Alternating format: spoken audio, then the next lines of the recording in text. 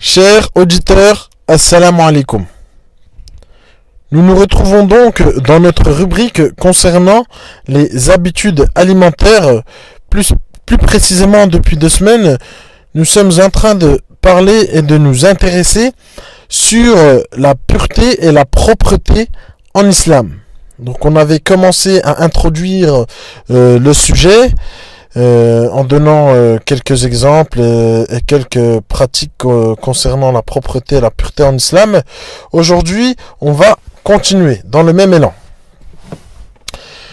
Donc, ce que l'on peut dire, c'est que se brosser les dents possède plusieurs avantages outre le fait de rendre les dents propres. En effet, l'imam Ja'far al-Sadiq, sur lui la paix, donc 6e imam des musulmans, nous dit qu'il y a plusieurs avantages concernant le fait de se brosser les dents. Donc, c'est une conduite des prophètes sur la paix.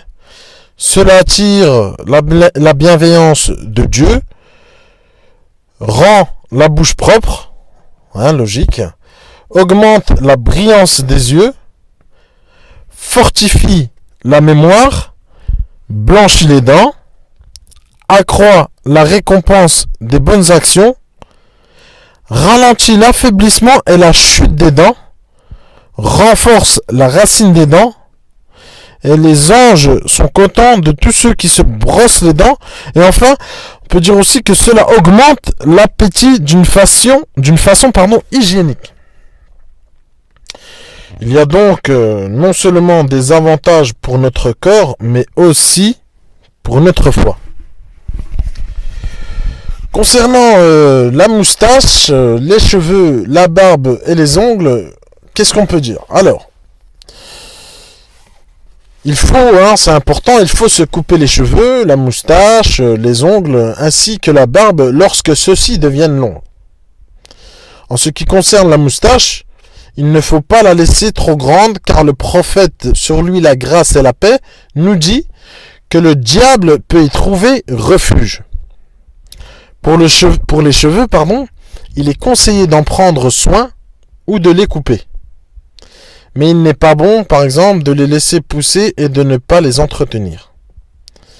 Quant à la barbe, il est dit qu'il ne faut pas qu'elle soit plus grande qu'un poing.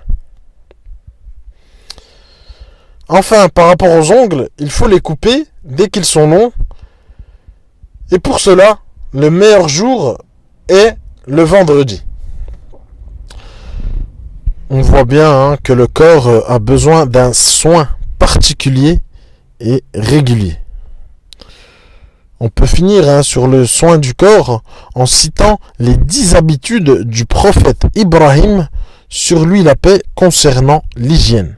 En effet, même selon l'imam Moussa al-Qadim, donc 7e imam des musulmans, 5 des pratiques des habitudes du prophète Ibrahim concernaient la partie supérieure du corps. Alors, on dit se brosser les dents, comme on a cité tout à l'heure, donc se tailler la moustache, se faire une raie pour pouvoir mouiller la tête lors de l'ablution, se rincer la bouche avec de l'eau, se nettoyer le nez avec de l'eau. En ce qui concerne la partie inférieure du corps, donc on peut dire être circoncis, enlever les poils superflus sous le nombril, de même que sous les aisselles, se couper les ongles, se laver les parties intimes du corps après être allé aux toilettes. Donc en tant que musulmans, nous suivons la tradition de tous les prophètes, sur la paix. Et on voit bien que l'hygiène, c'est quelque chose qui était commun à tous les prophètes. Le prophète lui-même, Mohammed, sur lui la grâce et la paix, nous dit que les 10 habitudes vues précédemment, qu'on a citées tout à l'heure, sont en fait en accord avec nos prédestinations naturelles. Donc on appelle ça en arabe le fitra. Et il faut savoir que l'islam considère ces actes d'hygiène comme des actes d'adoration quand ils sont faits pour plaire à Dieu et se conformer à sa tradition. Et ces actes ne sont pas seulement destinés à rendre propre l'extérieur, mais aussi l'intérieur, c'est-à-dire l'âme. Pour illustrer